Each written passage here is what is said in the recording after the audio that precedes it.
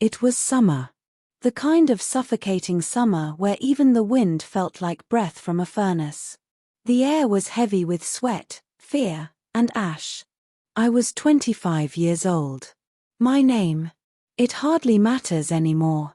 They stripped that from me the moment I stepped off the train. But I remember what I was. A daughter. A sister. A violinist.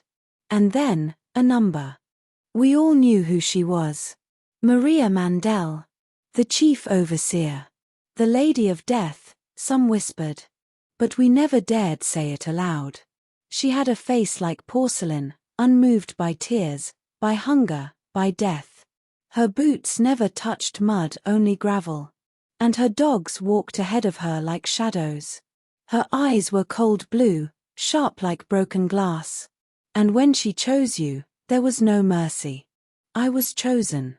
Not because I stole bread. Not because I fought back. But because I sang. That day, while scrubbing the steps, my lips had parted just barely, and the melody of something that once gave me hope spilled out. A song my mother used to hum. Someone heard. Someone told. I was dragged to the Appellplatz. The sun directly overhead. Blinding. My shirt was torn from my back. My skirt hung heavy with sweat and filth. I was made to kneel, palms flat on the gravel, spine exposed to the blistering sky. And then she came. Maria Mandel. No shouting. No explanation. Just her presence and the long leather riding crop in her hand. Black, polished. Worn smooth at the handle where her fingers had gripped it so many times before.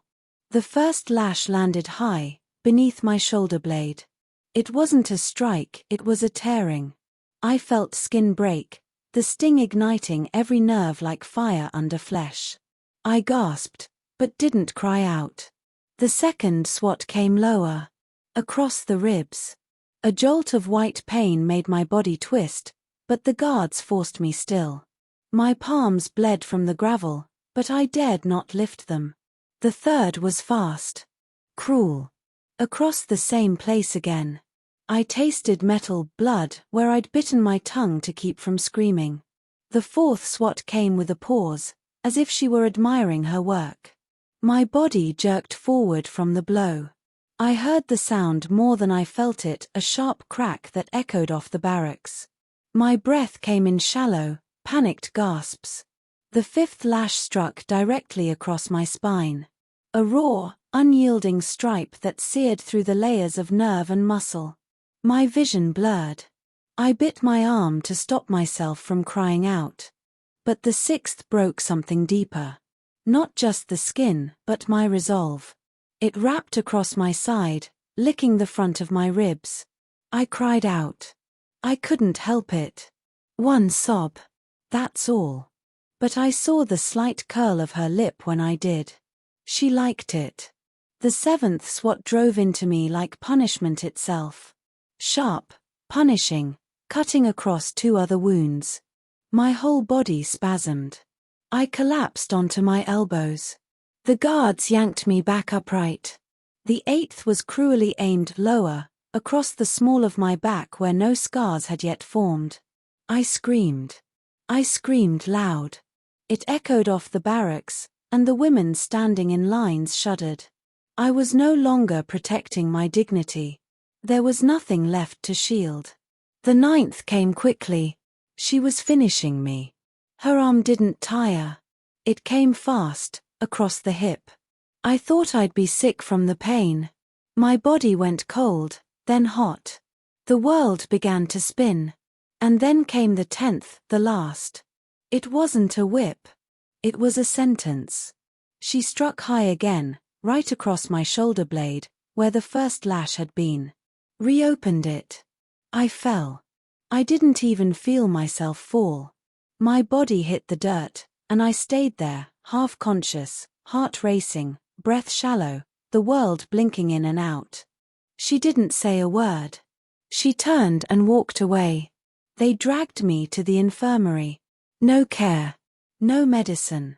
Just a cot with stained sheets and a cracked basin of brown water. My wounds festered. Fever came. 3 days later, a guard came. He read out a number. My number. The women around me froze. No one spoke. They didn't have to. I knew what it meant. The gas. I was too weak to walk. They carried me. Like trash. They made me wait with others. Mothers, grandmothers, girls no older than 15. One tried to pray. Another hummed something soft, something familiar. A lullaby. I wanted to join her.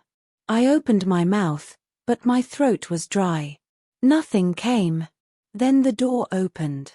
And that was the end. But not quite. Because my voice remains. In the dirt. In the wind. In every song that should have been sung. I was 25. I had a name. And Maria Mandel took everything from me, my song, my skin, my breath. But not my soul. Because now you've heard me.